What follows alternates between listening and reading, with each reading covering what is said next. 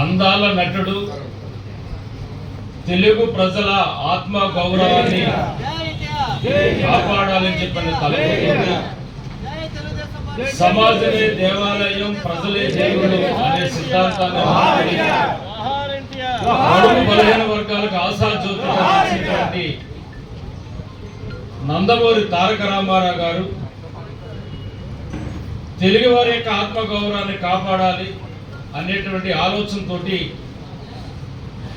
1982 మార్చి 29వ తారీఖుని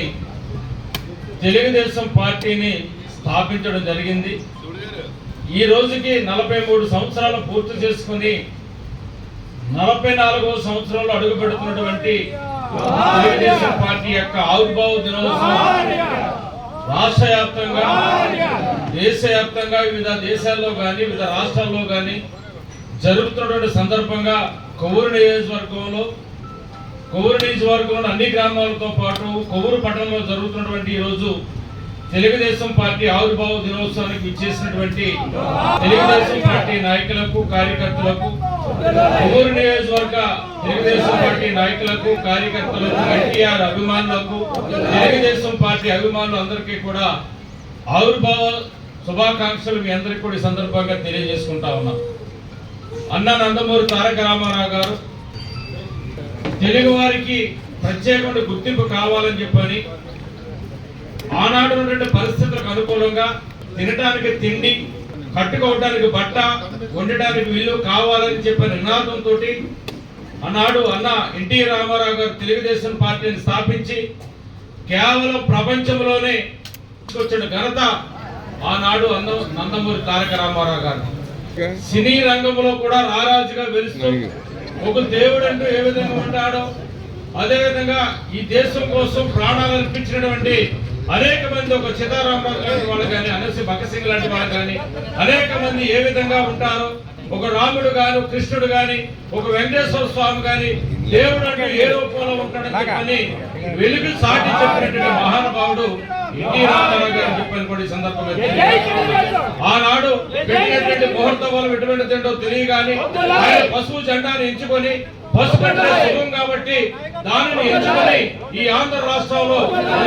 ఉన్నటువంటి తెలుగు వారందరికీ కూడా ప్రత్యేక గుర్తింపు కావాలి, వారు అభివృద్ధి చెందాలి, సంక్షేమం పరంగా కానీ అభివృద్ధి పరంగా కానీ ఈ రాష్ట్రాన్ని ముందు నడిపించాలని చెప్పిన ఆలోచనతోటి అన్న నందమూరి తారక రామారావు గారు ఆ రోజు తెలుగుదేశం పార్టీని స్థాపించడం జరిగింది. ఆ క్రమంలోనే ఇవాళ కిలో 2 రూపాయల బియ్యం పెట్టినటువంటి ఘనత ఎన్టీ రామారావు గారు పెట్టారు. అంతేకాకుండా ఈనాడు మా అధినాయకుడు చంద్రబాబు నాయుడు గారు ఇస్తున్నటువంటి 40,000 రూపాయల పెన్షన్ కూడా మొట్టమొదటిసారిగా ప్రారంభించిన వ్యక్తి కూడా నందమూరి తారక రామారావు గారు అని చెప్పని కూడా ఈ సందర్భంగా మీకు తెలియజేసుకుంటా ఉన్నా. అంతేకాకుండా ఇవాళ మనం కడుతున్నటువంటి టిట్కో ఇల్లు కానీ, లేకపోతే ప్రతి గ్రామంలో కానీ పట్టణంలో కానీ ఎన్టీఆర్ గృహ నిర్మాణ పథకం ఏదైతుందో అది మొట్టమొదటిసారిగా ప్రారంభించేటువంటి వ్యక్తి కూడా నందమూరి తారక రామారావు గారు అని చెప్పని కూడా చెప్పక తప్పదు. అంతేకాకుండా మన పశ్చిమ గోదావరి జిల్లాలో కానీ రాష్ట్రంలో ఎక్కడైనా సరే మెట్ట ప్రాంతంలో రైతులు ఇవాళ పంటలు పండించుకుంటా ఉన్నారంటే వాటర్లు కానీ కరెంట్ కానీ ఇబ్బంది లేకుండా సబ్సిడీకి ఇచ్చి ఇవాళ రైతులందరినీ కూడా ఆదుకున్నటువంటి నాయకుడు ఎవరు ఉన్నారంటే ఆంధ్రప్రదేశ్ లో ఏకైక నాయకుడు ఎన్టీ రామారావు గారు ఈ సందర్భంగా మీ అందరూ కూడా తెలియజేసుకుంటా ఉన్నా. ఆయన క్రమంలో మహిళలకు కూడా ఇవాళ రిజర్వేషన్స్ కానీ, లేకపోతే మహిళలకు కూడా ఆస్తుల సమానత్వం కల్పించే వ్యక్తి కూడా నందమూరి తారక రామారావు గారు అని చెప్పని కూడా ఈ సందర్భంగా తెలియజేస్తా ఉన్నా. పూర్వం ఉన్నటువంటి మున్సిపల్ కర్ణాలు ఎవరైతే ఉన్నారో ఈ ఆంధ్ర రాష్ట్రంలో కానీ ఎక్కడైనా సరే భూముల మీద ఆధిపత్యం చేసి ఇవాళ రైతులందరూ కూడా ఏ విధపాలు చేశారు మీకు తెలుసు. దానిని పటాలి వ్యవస్థను తీసుకొచ్చిన ఘనత కూడా ఇవాళ ఎన్టీ రామారావు గారు చెప్పని కూడా ఈ సందర్భంగా తెలియజేసుకుంటా ఉన్నా. అంతేకాదు పూర్వం తాలూకా వేరే ప్రాంతాల్లో 50 నుంచి 100 కిలోమీటర్ల కూడా తాలూకాలకు వచ్చి పిక్కలకు వచ్చి పనిచేసుకున్న పరిస్థితి గతంలో ఉండేది. తెలుగుదేశం పార్టీ స్థాపించిన తర్వాత మండల వ్యవస్థను తీసుకొచ్చి ప్రతి మండలానికి కూడా 10 నుంచి 15 గ్రామాలు మాత్రమే సెలెక్ట్ చేసి మండల వ్యవస్థలన్నింటినీ కూడా తీసుకొచ్చి అందరి అధికారులు కూడా ఇటు మండలంలో కానీ తహసీల్దారులు కానీ పెట్టి ప్రజలందరూ కూడా అందుబాటులోకి ప్రజాపాలన తీసుకొచ్చినటువంటి వ్యక్తి కూడా నందమూరి తారక రామారావు గారు చెప్పని కూడా ఈ సందర్భంగా తెలియజేసుకుంటా ఉన్నా. ఆ క్రమంలోనే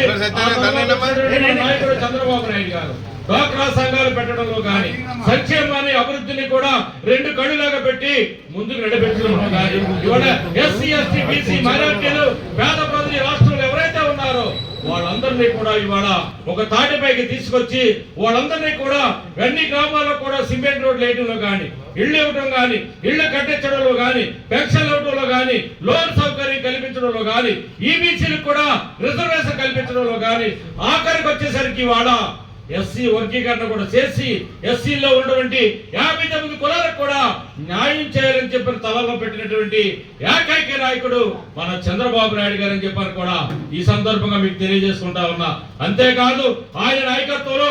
తాతగారి తండ్రి గారి యొక్క వారసత్వాన్ని తీసుకుని ముందుకెళ్తూ ఇవాళ దేశ విదేశాలన్నీ కూడా తిరుగుతూ ఈ రాష్ట్రాన్ని పారిశ్రామికంగా అభివృద్ధి చేయాలని చెప్పని ఒక తలంపుతోటి ఇవాళ దేవస్సు గారు ఏ విధంగా అయితే లోకేష్ గారి యొక్క సారథ్యంలో ఈ రోజు అమెరికా గాని ఇతర దేశాల్లో గాని అన్ని ప్రాంతాల్లోకి వెళ్లి పారిశ్రామికంగా ఆంధ్ర రాష్ట్రాన్ని డెవలప్ చేయాలని చెప్పని తలంపుతోటి ఇవాళ పెట్టుబడులు తీసుకొచ్చి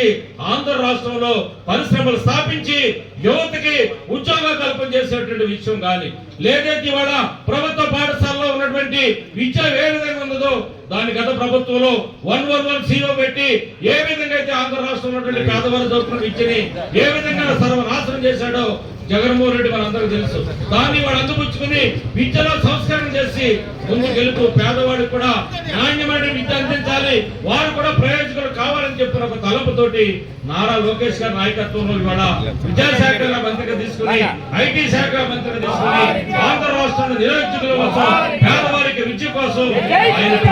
తప్పన కానీ ఏ విధంగా తెలుసు. కాబట్టి తెలుగుదేశం పార్టీ ఈ రాష్ట్రంలో ఏర్పడిన తర్వాత మనకు బలైన వర్గాల యొక్క జీవన స్థితిగతులు మారేన్న సంగతి కూడా ఈ సందర్భంగా మీకు తెలియజేస్తా ఉన్నా. ఇప్పటికే సంక్షేమ అభివృద్ధితో పాటు పోలవరం ప్రాజెక్టు పూర్తి చేయడంలో కానీ తాత్కాలికంగా పట్టిసీమ ప్రాజెక్టు తీసుకొచ్చి మన రైతులందరూ కూడా నీరు కానీ పంటలు పండించుకోవడానికి కానీ ఇబ్బంది లేకుండా చేయడంలో కానీ ఏ దేశానికి ఏ రాష్ట్రానికి లేనటువంటి దౌర్భాగ్య పరిస్థితిని వాళ్ళ రాజధాని లేకుండా చేస్తే మళ్ళీ అమరావతి రాజధానిని కూడా స్థాపించి తనటువంటి రోజుల్లోనే అద్భుతమైనటువంటి రాజధానిగా చేయాలని ఇవాళ తెలుగుదేశం పార్టీ జాతీయ అధ్యక్షులు నారా చంద్రబాబు నాయుడు గారు చేస్తున్నటువంటి కృషి కానీ ఇవాళ మనం చూస్తామంటే ప్రతిరోజు కూడా ఆయన దాదాపుగా 24 గంటల్లో 18 నుంచి 19 గంటలు కనబడతా పరిస్థితి ఉంది. ఇక్కడ పోలవరం ప్రాజెక్టుకు వచ్చాడు కదా ఇక్కడ ఉన్నాడు అనుకుంటే తిరిగి మళ్ళీ ముస్లింస్ సంబంధించినటువంటి రంజాన్ తోపలో కూడా పాల్గొనడం కానీ ఎక్కడికక్కడ ఆయన శ్రమించి ఇవాళ వయసు తగ్గట్టుగా ఆయన లేకపోకుండా ఇవాళ వయసుకు మించి ఇవాళ ఈ రాష్ట్రం కోసం కానీ బడుగు బలైన వర్గాల కోసం చేస్తున్న కృషిని ఇవాళ ఖచ్చితంగా మన ప్రజల్లోకి తీసుకెళ్ళాలి. తెలుగుదేశం పార్టీ పుట్టినటువంటి ఆ యొక్క రోజు ఏదైతే ఉందో ఆనాడు నందమూరి తారక రామారావు పెట్టినటువంటి ఏదైతే ఉందో నిజంగా అప్పటి నుంచి బడుగు బలైన వర్గాల్లో చేంజెస్ వచ్చే మార్పు వచ్చింది. ఆంధ్ర రాష్ట్రంలో బడుగు బలైన వర్గాలతో పాటు రైతులు మహిళలు అందరూ కూడా ఇవాళ ముందుకు సాగుతున్న పరిస్థితి ఉందంటే అది తెలుగుదేశం పార్టీ యొక్క గొప్పతనం అని చెప్పని కూడా మీ అందరూ కూడా తెలియజేసుకుంటూ ఇప్పటికే 44 సంవత్సరాలు పూర్తయిన సందర్భంగా అన్నా నందమూరి తారక రామారావు గారు